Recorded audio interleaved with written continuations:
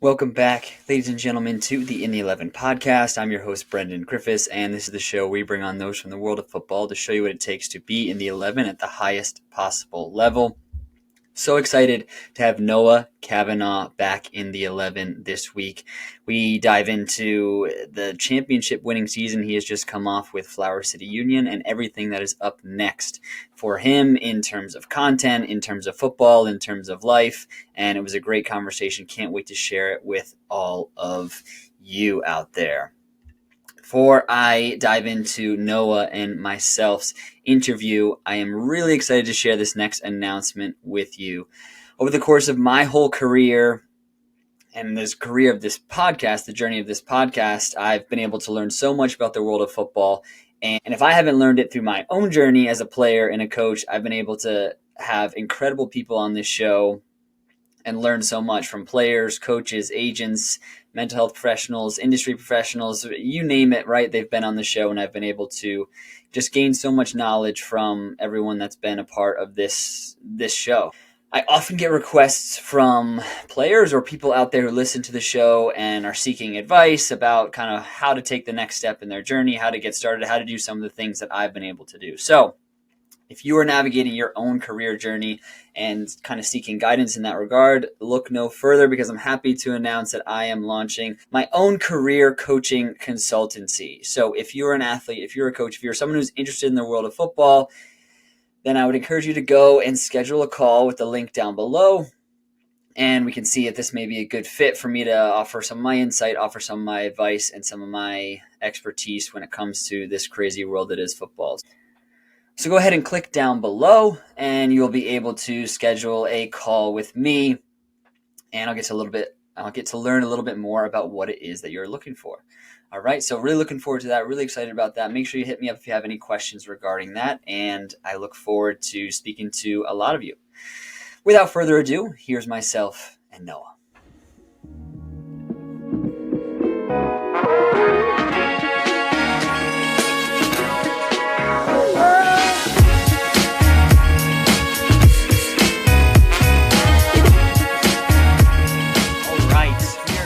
In the 11 once again for his second appearance on the podcast. Noah Cavanaugh is here in the building, coming to us live from Melbourne, Australia. Noah, I appreciate you taking the time.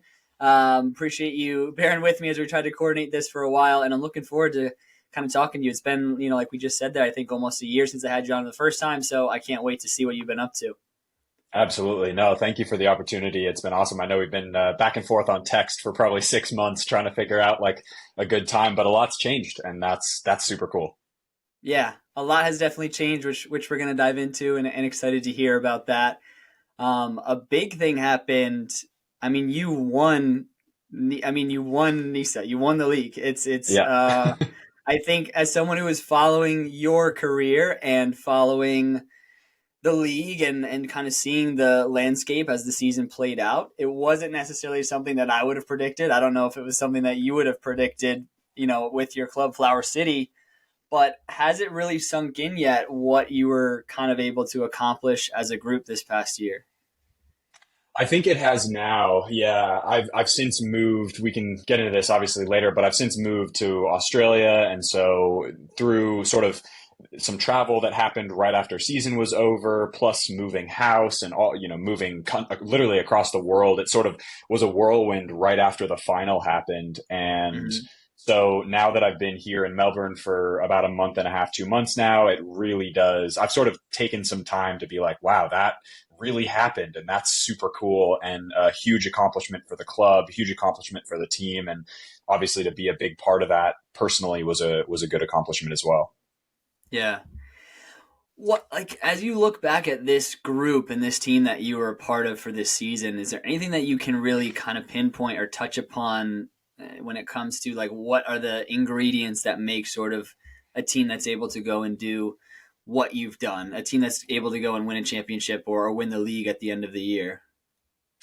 Yeah, that's a great question. I think for our group in particular, and I'm not sure how it is for other championship winning teams, I've been lucky to be a part of a couple, but I would say that this group in particular, when it came time to perform in games that mattered everything else, the drama that was happening outside of the field, things with the league, things with the club, like any sort of personal issues that each player was happening, it felt like that just completely went away and the entire group Mm, just went like this. And it was sort of one of those experiences that was really unique to be a part of because during the course of an entire season, you're with a group of men who are all hyper competitive. They're all there because they're making money playing. They all love the game.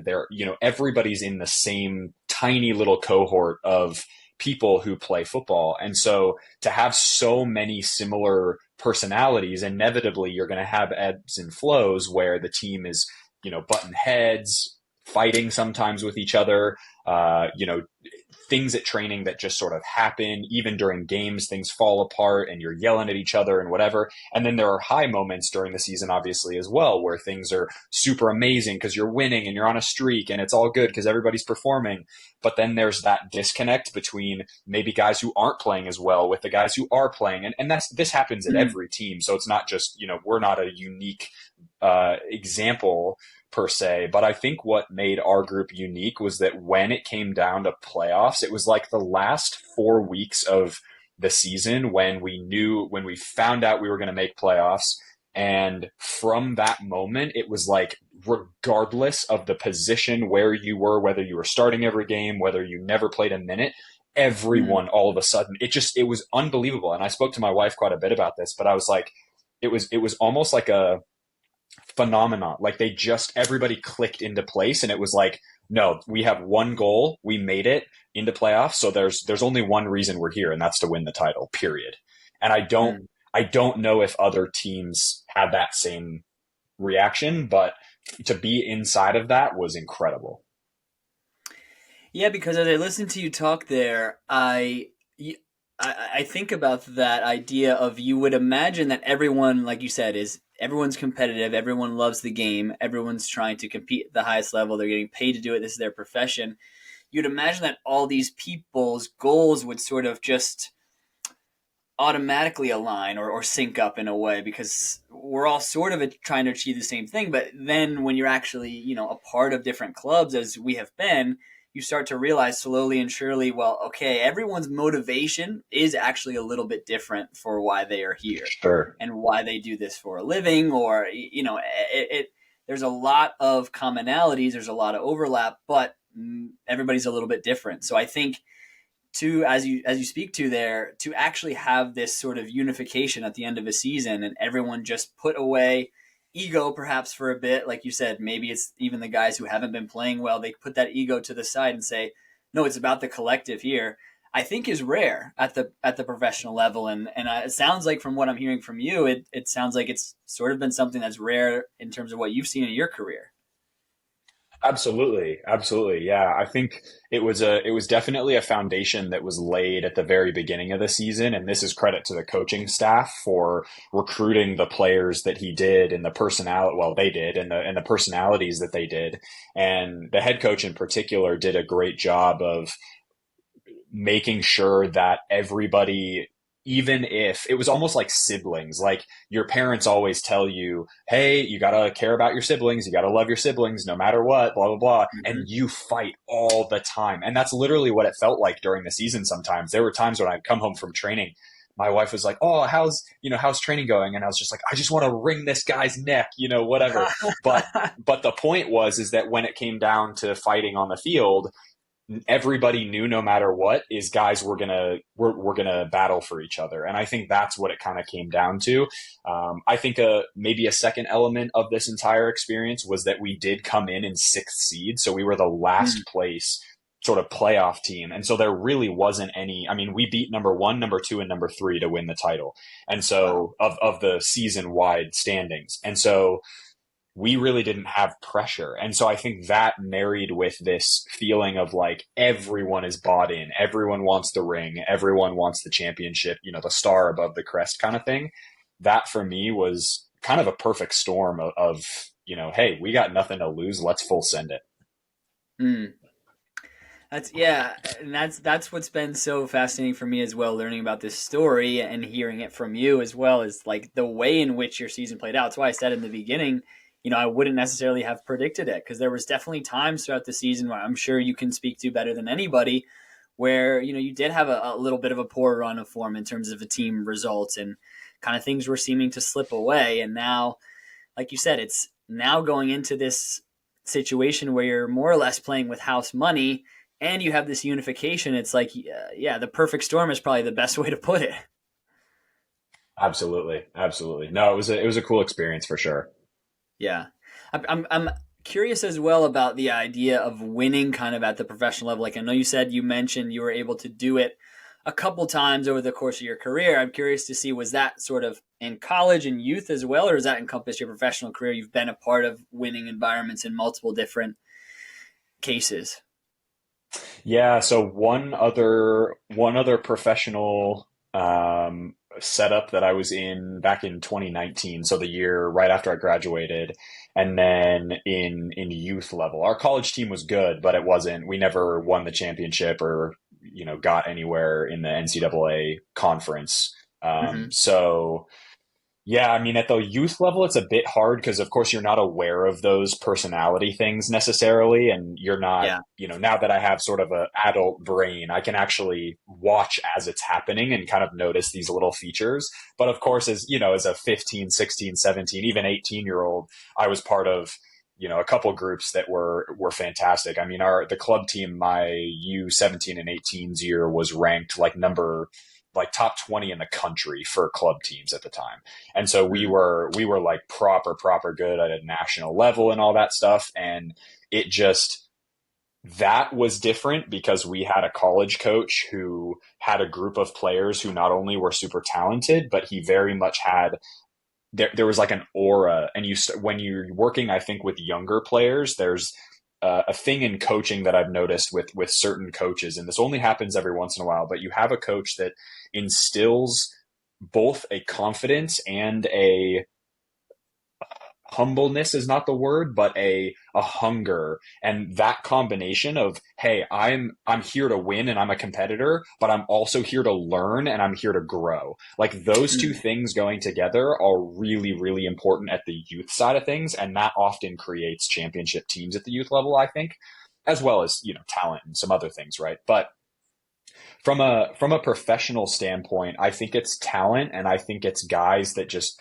again, when the stuff really starts to matter, it just, no matter where you are on the pitch, it's just guys are like this trying to help each other. Yeah. And the reason I asked so many questions about this winning idea is because I'm really kind of contemplating this today and thinking about the idea of winning sort of when you get to this higher level, right? Because I feel as though we use this idea of a roller coaster so much when we describe a professional career. In terms Yeah. of emotionally, this is sort of what you are riding as you go through all of these different highs and lows, these successes and these failures.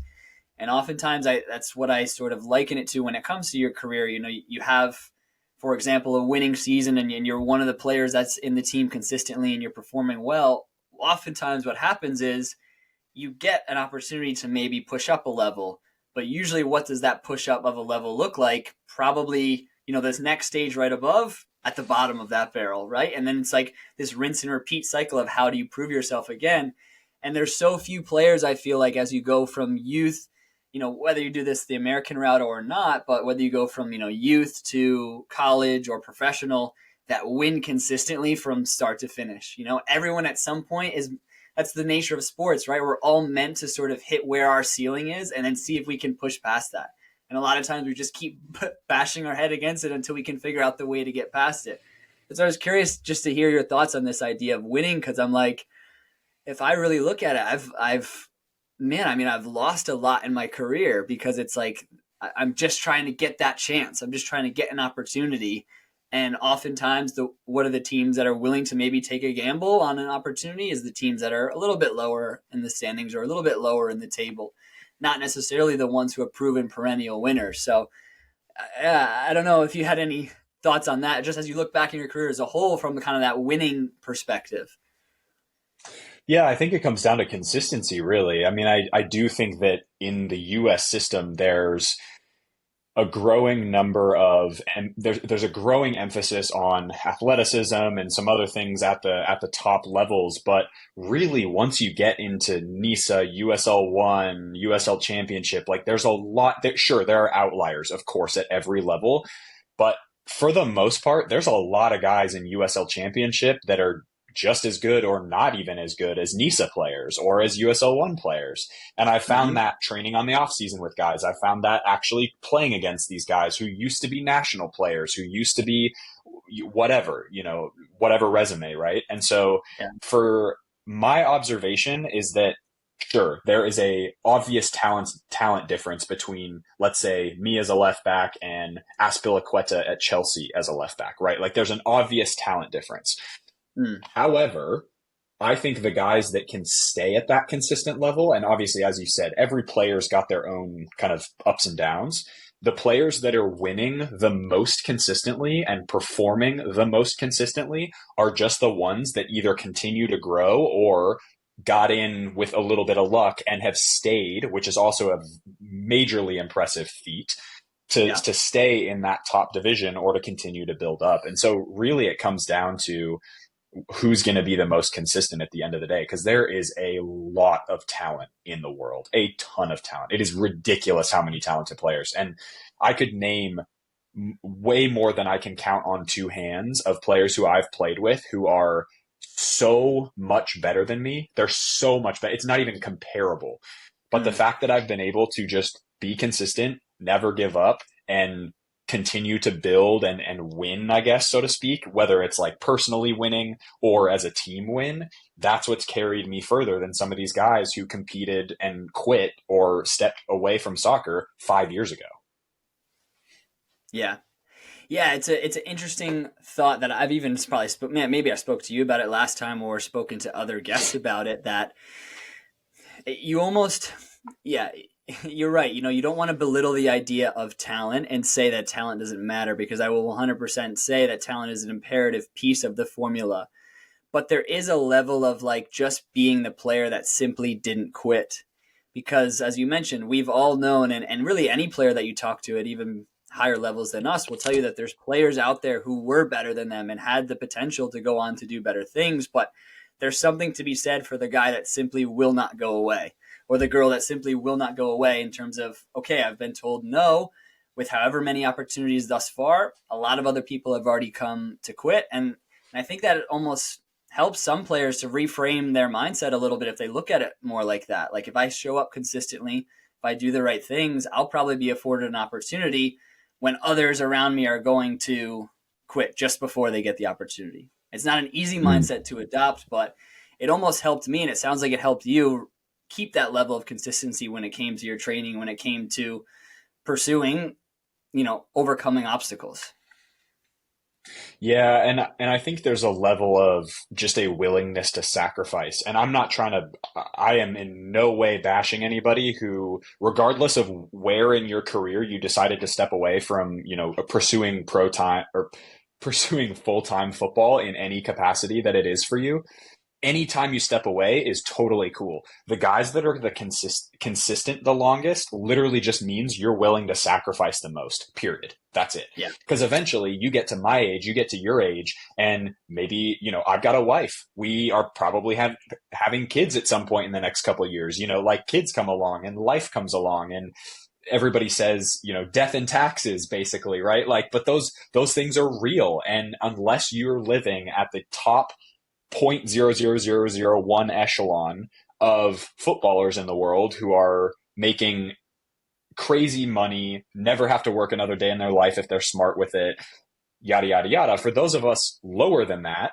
basically anything lower than, I don't know, probably USL Championship and below, maybe MLS even for a lot of players in the MLS, it's Yeah. like at some point, that sacrifice just becomes less important to you than something you want to there's a list of things you want to do and only so many of them are going to be able to give in order to pursue certain passions. And for me, family, my wife comes first, and then I've got work stuff and I've got all that other things. So yeah, it's just a evaluation, and I think it's just a sacrifice thing really at the end of the day, and that's not right, wrong, or indifferent. It's just whatever personal story you want to have.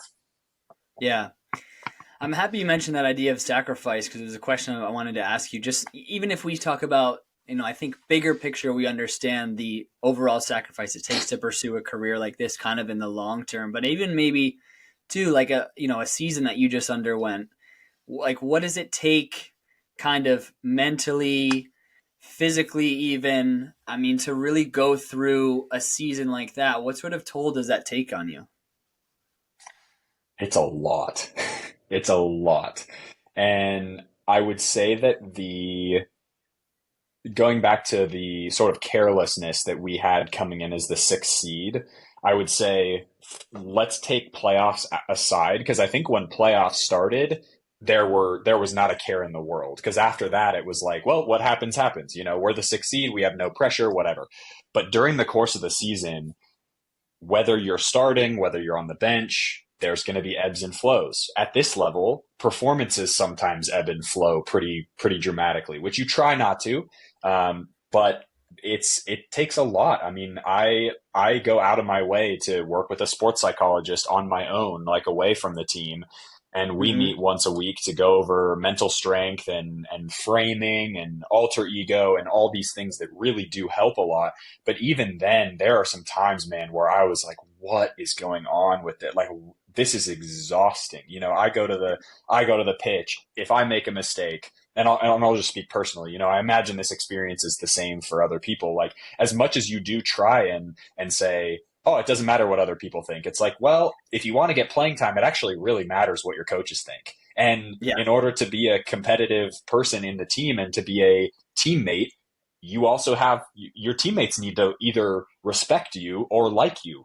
And so it's very much this game of, emotionally, how do you take care of yourself? How do you sort of go into just game mode, and sort of fight through it a little bit. And then on the physical side, obviously it's every day. So there's lots of workouts Mm-hmm. to do. You're trying to recover if, a coaching, wherever you are in your career, certain coaches have a um, work harder and that'll fix everything kind of mindset. Some coaches are like, take it really light in training and then you've got to crush it on the field. And so you really have to sit there and kind of balance your loading and your nutrition and your health and your sleep. I mean, it's proper full time.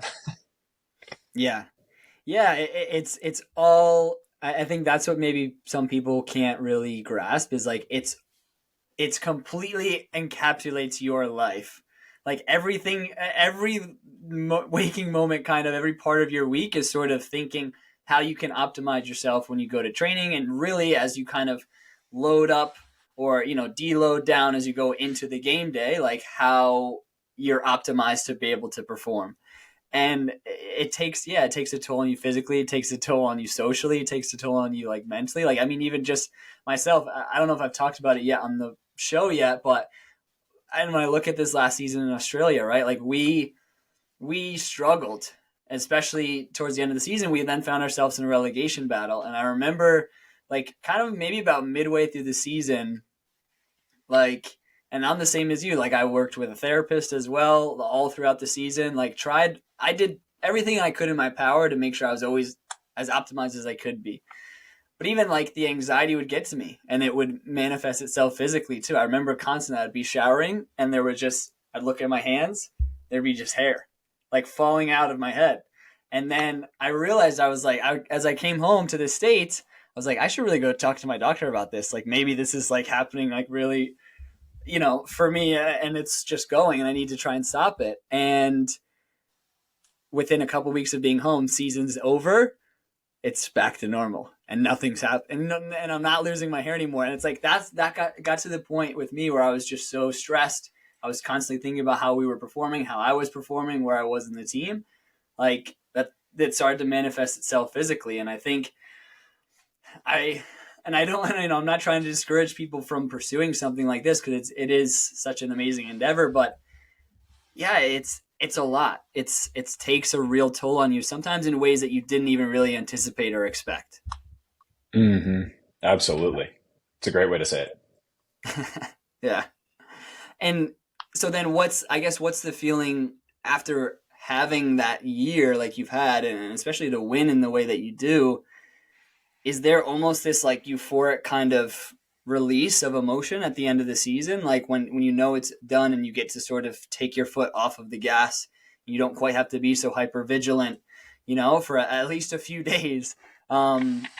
What's that feeling like?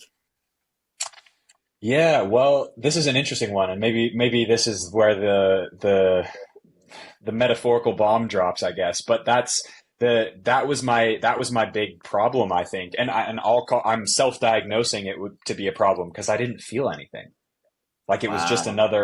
it was just another thing. Like it just another thing that happened in my career, and that to me was a huge red Mm, flag that I needed to sort of reevaluate um, what needed to happen in my life, bigger picture. And obviously, we had decided to move to Australia, and we win the final. And to give you an idea of the way that we like had to move and were winning, essentially, I was in New York, I'm from Seattle, and we were moving to Melbourne. So we had to get all of our stuff from New York to Seattle first, repack everything, and then sell whatever we needed to, and then move to Melbourne. And so over the course of the final 3 weeks of playoffs, as I was traveling, I was at home in New York, um, going through basically everything in the house, packing it up, packing our car, sent it across the country with everything. So I was essentially squatting in my New York apartment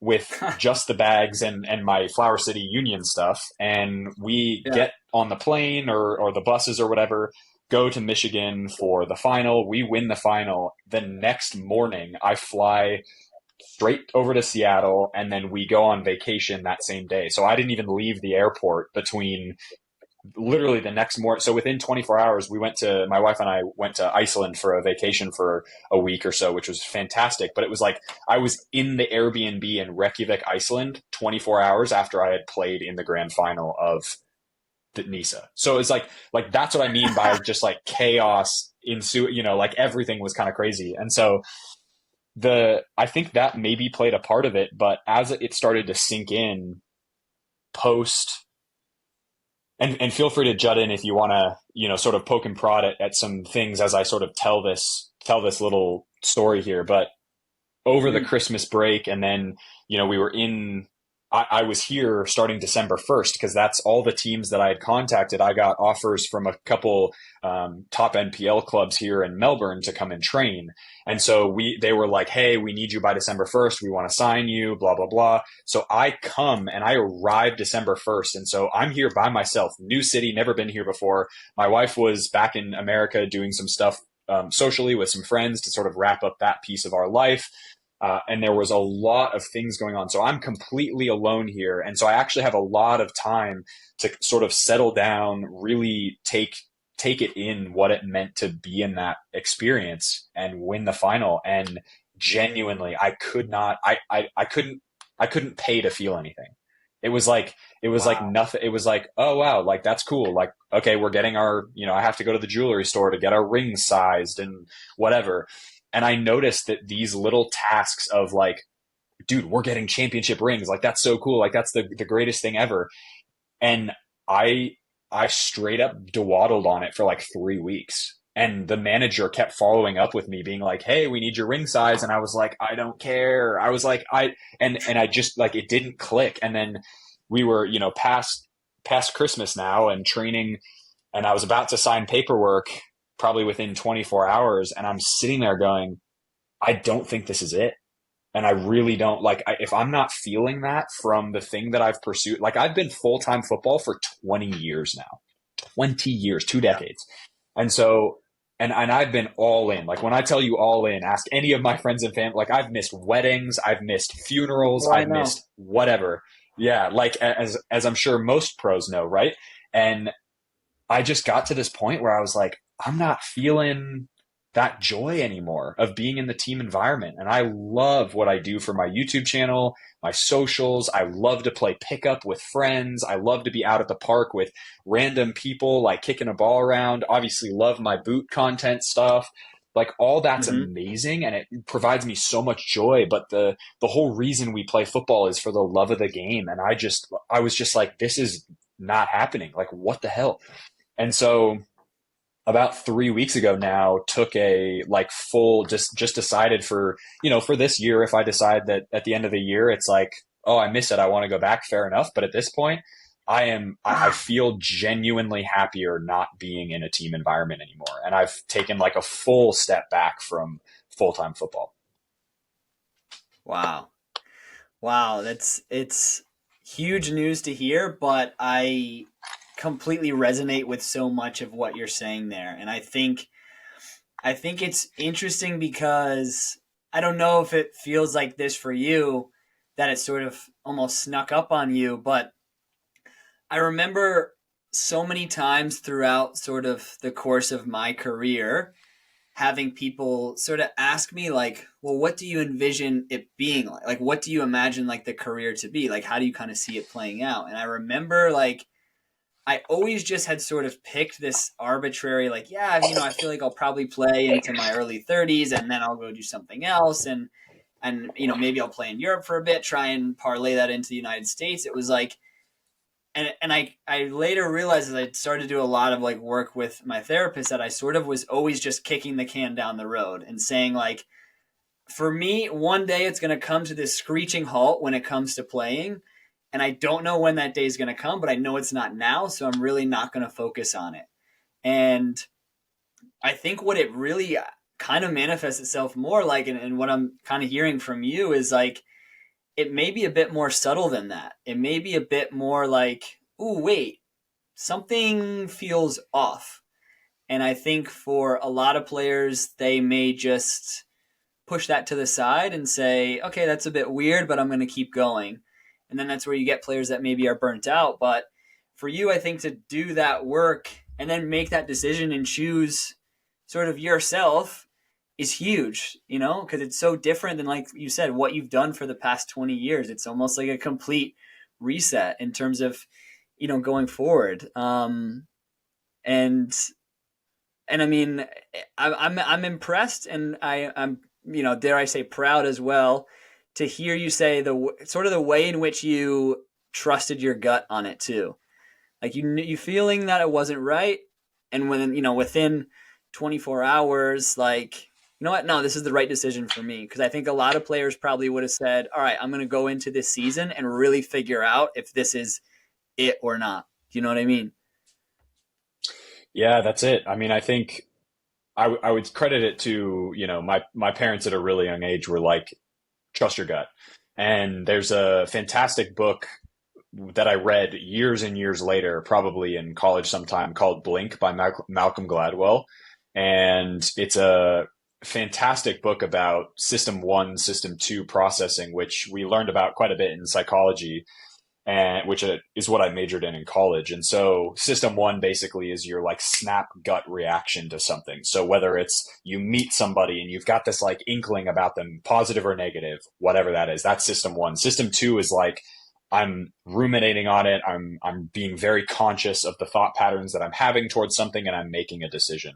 And what you find in Blink is Malcolm Gladwell talks about the value of trusting your gut, and oftentimes your gut, metaphorically speaking, but also it's connected really heavily to your nervous system. And so when you start to lean into trusting your gut, and I learned this at a really young age before reading the book from my parents, things just started to happen in a way that was consistent with who I was when I just made that snap call and was like, no, this is what my gut's feeling. I'm going to trust it and I'm going to roll with it. And so to be honest, I think from that background, I got pretty lucky in how quickly I was able to grab that feeling and be like, oh shoot, this Mm. is not good. Like, that's not a good thing. Like, I know my why for playing soccer, and that wasn't it. And I'm not going to sit in this feeling. And so I'm going to trust my gut, and I'm going to say, you know what, massive career move. And I will tell you, every single one of my close friends who, because I sent voice notes to basically my 10 closest friends, and all of them were like, what the hell is going on with you? Like, what? They're like, we love how decisive you are. That's one of the things we love about you most. But like, dude, this is huge. Like, this is wild. But also, we know that you're going to do what makes you happy. And I will say, like, this decision has been game changing for me as far as a lot of like external stuff. And that's been huge. So, yeah, I mean, I would say for those of you who are playing football, if you notice it, and it's okay not to make the decision I did, right? It's okay to have a feeling. It's okay to have that feeling and push through it and find that joy or reinvigorate that joy down the road. That's great. Again, it's all a personal journey. But for me, the right decision was identifying it and executing on it within, a couple of days. Literally was like, I'm going to make this call and I'm just going to roll with it because I know that I have other things that are providing me exponentially more joy at this moment, that if I put all of the time that we spend playing football into those things, it's just Yeah. going to create just this wave of momentum in my personal life and my work life that I'm now feeling the effects of not even 3 weeks later. Mm. Did you at all conceptualize what it would look like when it came time for you to step away prior to this? Or was it always you were so focused in the moment and kind of trusted your gut to know that it would tell you when it was time? I think I would say in the last 2 years, it's gotten fairly clear with the growth and the work that I've put into the sort of my work life outside of soccer. So whether it's the channel, I've got one or two other ventures that I'm working on behind the scenes. And between all of those that give me so much life and so much passion and joy, it very much was a situation where I sort of realized, hey, I'm more than a footballer. I'm more than, I'm a person, and I'm Noah Cavanaugh. I happen to play football and I love that, or at least I used to.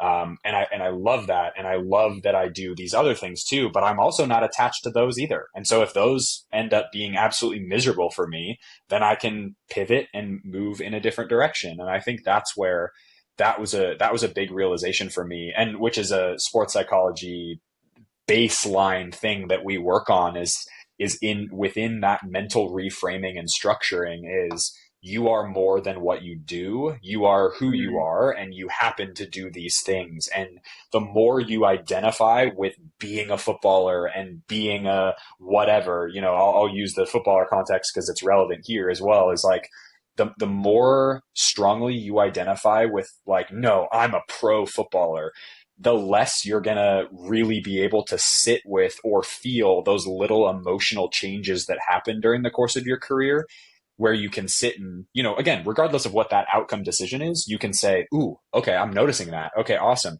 Because football is just something that I do, and I'm a little bit detached. So I can look at that situation, I can look at that piece of me and that part of my career and go, is this really the right thing or not? And that's where, for me, that's been a huge kind of level up personally, is being like, no, man, I've got tons of other stuff. So as soon as football, whenever that snap moment is, which literally in the span of my 20-year career was a snap moment, 3 or 4 days of like, I don't think this is for me.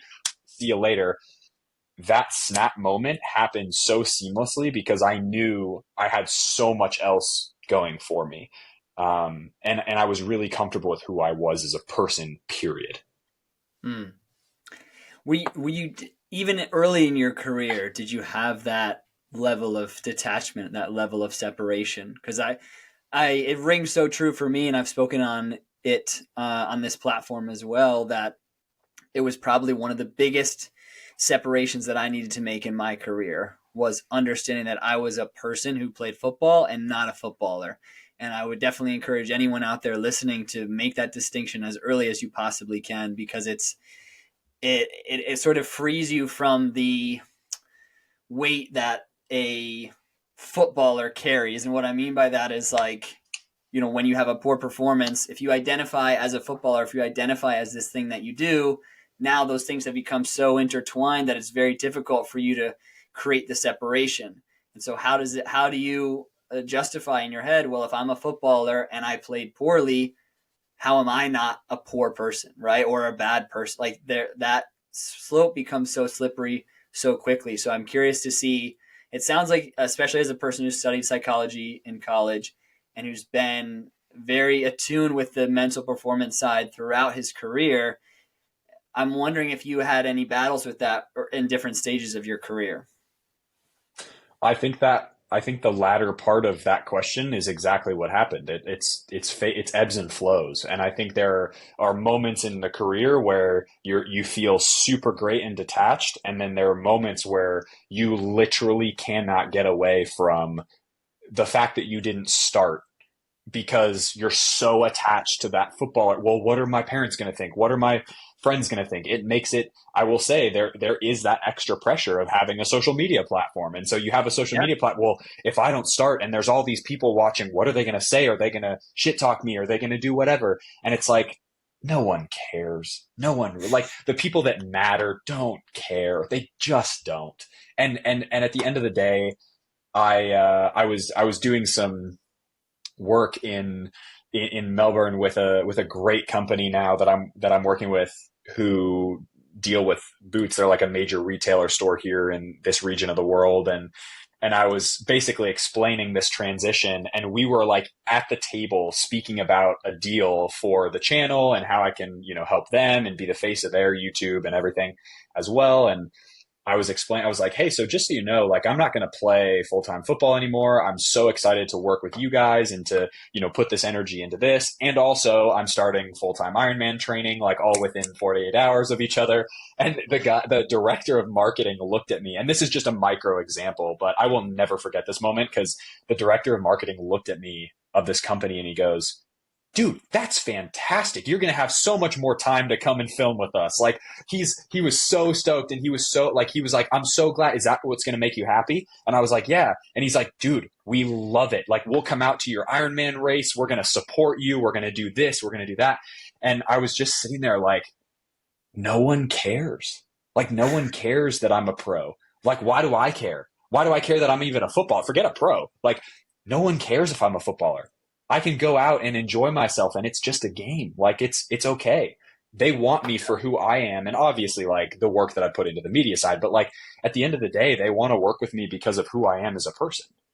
And that click within that 48-hour period, I was just like, oh, okay, cool. Like, I'm good. I don't need anything else now. Yeah. Yeah, it's such a Yeah. freeing feeling to understand that nobody cares. And you mean that sort of Yeah. in the best way, and that it gives you this license, this freedom to go out and do what is really going to make you happy. It's like the best quote is like, other people's opinion of me is really none of my business.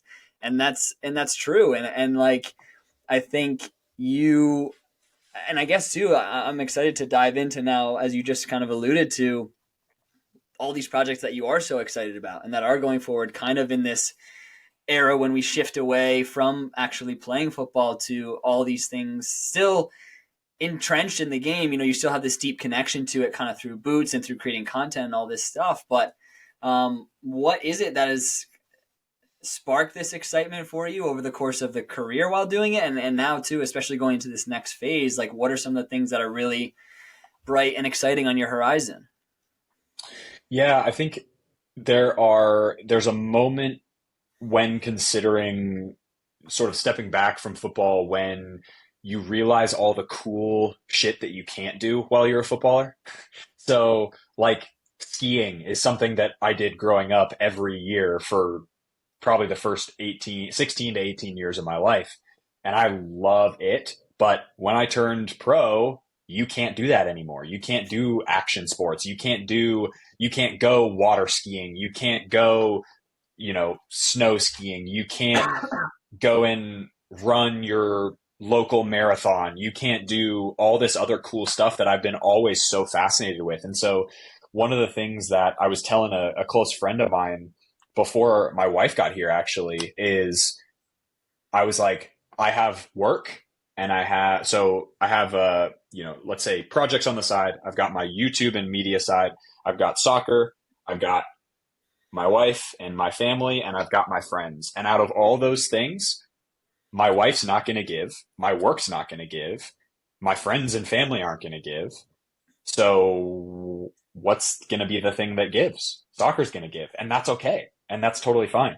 And so for me, I think work has been extraordinarily rewarding. It's also hit a point now where the growth for my platforms has been now started to become exponential, but it took me 4 years to get here. And so it's like it feels like a culmination of 4 years of 3+ videos a week and posts and working and all this stuff. It's starting to get to the point where, I've got brands reaching out to me all of a sudden, and they're the big brands, the Under Armours, the Asics. Like, I'm doing product testing for a couple of these boot brands who are now sending me products that don't exist on the market yet, and they're not meant to release until next January, like things like that I get so excited about, like I just totally nerd out about.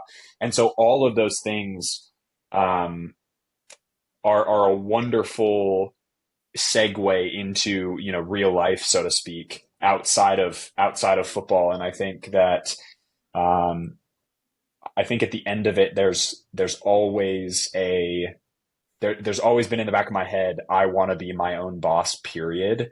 Yeah. And soccer doesn't allow you to do that. And so now Nope. I am. And now I'm truly like, I control 100% of my day, of my time, which is incredible. Incredible.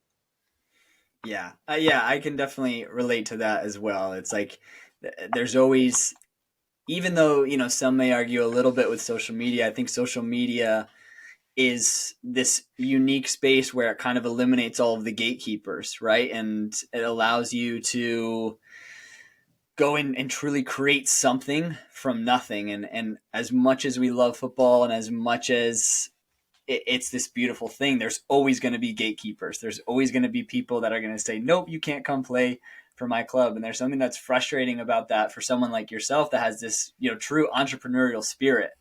Um, and yeah, I'm curious. Like, I mean, it sounds just like you're the definition of sort of, it took me 4 years to become an overnight success type thing, right? Like, and Yeah. I think it speaks to, one, your resolve, and also sort of, bigger picture, what it is like for people like yourself that are pursuing a career in football while understanding that it's never really going to fully pay the bills, it's never going to be able to support your life, but you're still passionate about these other things and you're willing to put the same amount of rigor and intensity into these passion projects. Like, it's, it's why I was even talking to you about my content here. It's why it's like it's such a hard thing to give up, because like, I know, I just, and I'm sure you felt the same way. Even at 1,000 followers, you're like, I know what I'm putting out there is good. I just need to get it in front of the right people, and it will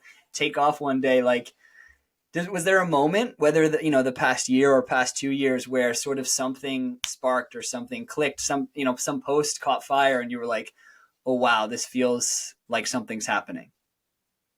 Yeah, there was a moment, I'm trying to remember when it started to kick off, but the YouTube channel's been growing very consistently now for probably 2 years. So the first 2 years were a slog, like an absolute slog. I mean, like 5 followers here, 10 followers here, like or subscribers or whatever, like Yeah. really slow. It started to pick up now. So now it's really starting to cruise, which is wonderful. Instagram all of a sudden went kaboom. I don't know what happened, but I wasn't really putting tons of effort in. And then I basically started repurposing short content from YouTube over to Instagram, and then started creating some, Instagram content, some photos, started to lean into some of the things that were doing, well for me at the time, which was like 500 likes or whatever. And and then all of a sudden, I think there was a post probably in June or July of this past year of 23, and all of a sudden it was like a reel or two, and it went like galactic, like it went like 500K in the first week or something like that, and it went like one, two, and then I posted a couple like photo carousels, and it literally like I don't think I've had a reel under 100,000 views in like a while. And that's crazy. Like it, so for whatever reason, during the course of like June, July, August, I went from, five, slowly growing at like 4 or 5 thousand followers, which I basically equated to the occasional time that my Instagram tag pops up on the bottom of my YouTube screen. Somebody's like, Yeah. oh, I wonder what he's doing over there. Like something like that, something super dumb, to actually starting to create a little bit of more purposeful content there, and went from, now I'm just under 60,000 followers on Instagram. And it was like, what the heck? Like that's crazy. Like that's crazy growth. And Yeah. so that, hopefully will continue. But again, it's like, it's how you ride those waves, and it's how you, get in front of the right people, and make sure that your content is being seen by, as you said, the right people. Because as soon as it gets shared by one or two people, there's a pair of boots actually right behind me. You can't see it on camera, but it's a custom pair of GXs that I did on Nike ID, and I posted like photos of them. It wasn't even a reel. And to Mm. this day, that carousel of photos has like almost 200,000 likes, which is Wow. just banana. I mean, it's bananas, like the amount of engagement that has.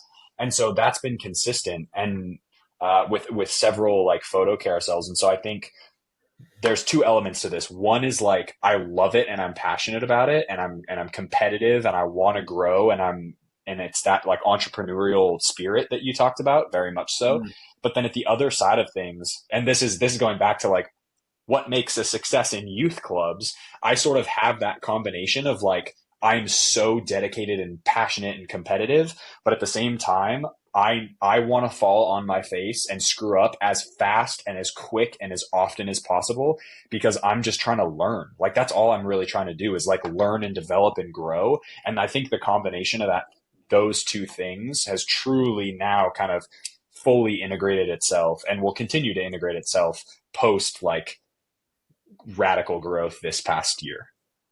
Yeah. Yeah, and I think it's probably a gift that sort of football has given you. I know that it's one that's given me. I remember I keep telling this story to people recently, but for a job that I was interviewing for, they wanted me to take like one of these like personality assessments, right? And one or two of the questions was, well, two of the questions were, one, are you afraid of failure? Or are you afraid of rejection? You were supposed to answer it in the sense of like very strongly agree, all the way down to very strongly Mm. disagree. And your first kind of reaction when you read that is like, well, yeah, I don't love failing, like, or I don't love being rejected. But then I'm like, everything that I've done for the past however many years I've been pursuing football has been met with constant, repetitive, sometimes enormous amounts of failure and rejection. So it would kind of behoove me to sit here and say, "Oh yeah, I fear rejection," because I keep showing up time and time again to get the door slammed in my face. And it sounds like it's a similar sort of, ingredient that we speak about again that's allowed this content of yours to sort of blow up, because it's like you are so passionate about it, similar to the way that you were and are about football, but you're so willing to go and put yourself out there and push yourself to get rejected again, to fail again and again and again. Especially in an arena like social media where those metrics are kind of out there. I wonder if that's something that you've ever thought about. Is that's difficult to also kind of have those stats always right there looking at you, or it's, again, it just ties back to what the football side of this is like, I don't care. I'll keep getting rejected and I'll keep showing up. Yeah, for me, the metrics literally are just an indication of what the market is telling me is good or not. And so for me, it's not a personal, again, this is back to me as a person. I'm comfortable with who I am, and I'm making there's growth moments that are happening. I'm really the only person that I care about judgment of any sort, which we don't, like, she and I don't really judge each other, is my wife. And Mm. that's all I care. That's legitimately all I care about. I'm like, I want to be the best person I possibly can be for her. Literally outside of that, as much as people think like, oh, you're influenced by social media, I don't care. I don't. It really doesn't matter to me. And those metrics are literally for me just a measurement of like, okay, cool. This post did absolutely insane. Let's go out and film or take photos of the same type of content in like 100 different ways and blast it and see what happens. And if it hits, great. If it doesn't, okay, cool. What were the differences between those two pieces of content? Like it's Hmm. very just analytical for me. And so it's literally just like data points at the end of the day. It's like, okay, cool. My audience really loved this and really didn't like this. Let's do more of the thing they liked. Amazing. Yeah. So have you, as you've seen that, you've addressed that with sort of what the market is showing you, also with what is exciting for you. Can you describe it all, sort of like what the vision is and what you see as things that you are really excited about kind of going into the future when it comes to your personal brand and when it comes to also, partnering with some of these major brands and showcasing some of the products that they have coming out? Yeah, I mean, my personal brand is all about authenticity and all about having conversations around cool football boots and boot products and football just in general. I think I've focused quite heavily on football boots because it's something I've been passionate about since I was a kid. I mean, I used to I didn't have comic books. I stacked soccer.com magazines from every month, in my bathroom so that I could read them if I was on the toilet, like little stuff like Yeah. that, where I was just always looking at like what the newest boots were. And so I get really excited by building a brand where, um, I, I was asked the question the other day, actually, like what is the feeling, talking to an editor for my channel, and the editor was like, okay, so like, what do you want the video to feel like? And for me, really, it's I want people to watch my content and feel like they're having a conversation with me just casually. And I think that's translated beautifully to being here in Melbourne. This is not, again, not to pat myself on the shoulder, but I've been recognized in public now in a foreign country probably 5 or 6 times in the course of the couple Wow. months, which isn't a ton, but like kids at the field come up to me, and yes, it's contextual, obviously. But people come up in the soccer store, people come up in the fields that I'm training at and go, "Oh my God, you're Noah Cavanaugh. Like, what are you doing in Australia? Can I get a picture?" Like, blah, blah. Like, that stuff happens. But I think that's a product of creating content where they feel like they already know me in that context. Like, if they saw me at a grocery store, they probably would be like, "Oh, I think that's him." Like, I think that's him. Whereas I've tried to at least do a good job at like making that brand contextual. And I think that's where it's helped a ton growth wise, because it's a very concentrated niche, but it's also that feeling of like, I want to just have conversations and meet dope people and share really cool information and also be really honest. Like I told a friend earlier today, I was like, I am not beholden to any company. And that's going to stay that way because I want to be able to, take a boot from Nike, Adidas, Under Armour, Puma, whatever, and be like, Yeah. this is really good or this is not good. Brands need to improve because this sucks, and I think that authenticity really sort of, again, it follows that why of creating those personal conversations and personal connections within the brand. Hmm. Yeah, that's interesting. So it's like for you, I imagine staying true to the content and staying true to sort of the framework of what it is that you do would deter you from ever, let's say Nike does call you and say, listen, we want you to be the official Nike boot rep and only use our products and be exclusive with us. And hey, here's a big fat check to do it. It sounds like that's not necessarily what motivates you or what really ignites the passion for what it is that you're doing. That's 100% true. I think, uh, I don't want to say if they offered me a LeBron lifelong contract, something like that, that I wouldn't be Yeah. like, okay, we'll figure it out. But like at the end of the day, if my channel became all Nike, then what is it anymore? Because I want to explore all these other brands. And I've been really getting into some of the micro brands out of Japan and out of Korea and, in the Asian market. Like there are Indonesia, like there are some amazing boot brands that exist here in the world, in this area of the world, in this time zone, so to speak, Yeah. that are really cool and they're really awesome. And if I was just a Nike branded athlete, like I'm fair enough if I was sponsored as a footballer, but my whole brand is around building authentic connections. If Nike wants to send me a ton of boots and be like, "Hey, we just want to send you products and get them in front of customers, see what you think, see what you like," beautiful, no problem. But I am Mm. not going to sign a contract for an exclusive deal because it's just not going to happen because it's not the way that I roll. Again, we talk about being your own boss. I'm not going to be beholden to Nike for Yeah. even a $1 billion. Like, I know that's crazy to say, but like if they came at me with $1 billion contract, I'd be like, dude, I don't know, man. Like it doesn't, I'd have to think about it. Honestly. Yeah, it makes sense. I know, people might be sitting back listening or watching this right now saying, what are you talking about? $1 billion, $1 billion. Yeah. But I get what you're saying because it's like, again, the moment that you then do sign that, like, it's like you're handing the keys back over to a gatekeeper. And now they're Yep. saying, well, nah, I actually don't really like the content that you just posted. I want you to change this. I want you to do that. And then before you know it, you're back in sort of that, you've given somebody else the power again. And part of what I think, from what I'm hearing from you, part of what is so exciting about this new era for you stepping away kind of from the full time football is like you have the canvas and it's blank and you get to create it exactly how you want to. And like that's such a rare thing that we have when we're in this career because it's like, nope, well, my schedule is this. I have to make sure I do these things and I have to be ready by this time because that's when preseason starts. Like, you want to take a vacation in April, okay, that's literally never going to happen. But now that can absolutely be something that you want to because you are in complete control of your life. And I think the same thing would apply to the business side of it.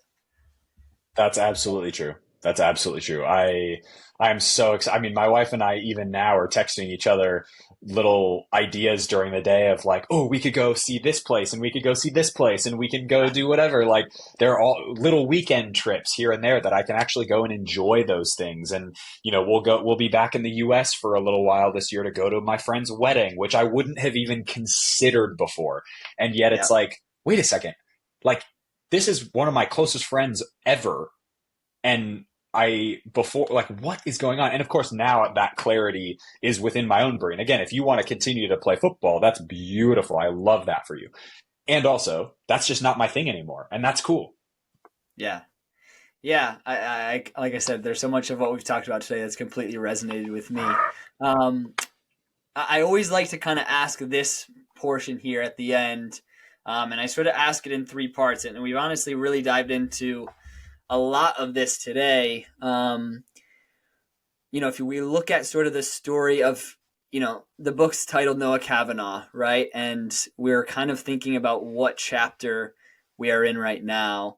If I had to guess, it would be something kind of along the lines of a transition slash just excitement for what's to come. But if you had to describe it, what would you say the chapter that you're in right now is? I'd say incredible anticipation and excitement combined with a very deep understanding that the work is actually just beginning now. Hmm. I like that. Interesting. So then in the flip side of that, as you sort of can understand what this chapter is, what are you looking forward to writing in these coming chapters? And this can both be professionally, personally, however you want to kind of take it. As I said before, I want to be the best version of myself for me, but also for my wife and for our future family. And that's going to be continued growth over the rest of my life. And then I am in the process of building an empire. And that's what I'm looking forward to. Yeah, and that's a pretty damn cool thing to say. I'm not gonna lie. Yeah. That's how it feels. That's how I feel. And that's why Yeah, I get excited every day to do it. yeah. Third piece of the question is somebody picks up the book, whether it be in Seattle or Rochester or Melbourne, and they've just read it, and they're going and they're talking to somebody about it, and they're saying, "Oh, I just read this book. I just read Noah Cavanaugh's book." Like, what do you want them to say about that book? I want people to be inspired to live a life full of the relentless pursuit of excellence while also staying hungry and humble and willing to fail and to learn every single day. And just to be authentic because I mean, my personal brand can't be copied by anybody. And that doesn't mean you have to be a social media person, but just you consider yourself a personal brand, right? A personal brand is just what people say about you when you're not in the room. And that to me is authenticity, straight up. Yeah. Yeah, it's definitely, as someone who's consumed your content, it's visible through what I see. And yeah, also getting to know you more, you can clearly see that there's that pursuit of relentless pursuit of excellence, as you mentioned. I love that. That's a great saying. But understanding that in order to remain on that relentless pursuit, there's so much failure. There's so much failing and rejection that needs to take place in order to get to that point of excellence, which is a hard endeavor to wrap your head around. Like knowing that you want to be great, but understanding the cost of being great is falling on your face so many times. Over and over and over and over and over and over again. And It's over like and over.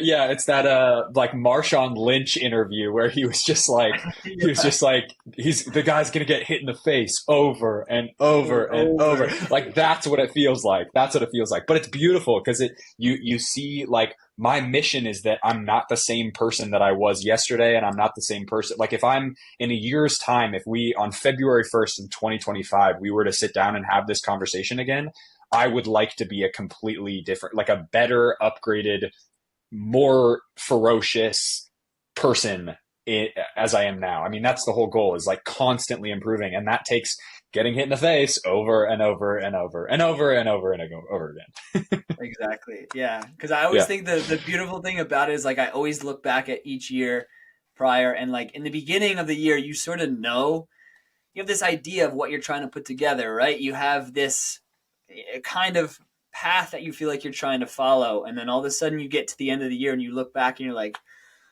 wow, I feel like only 20% of what I had planned actually happened, and all this other stuff, and some of it good and some of it bad, right? Like the other Right. 80% was like, yo, where the hell did that come from? I would have never predicted that.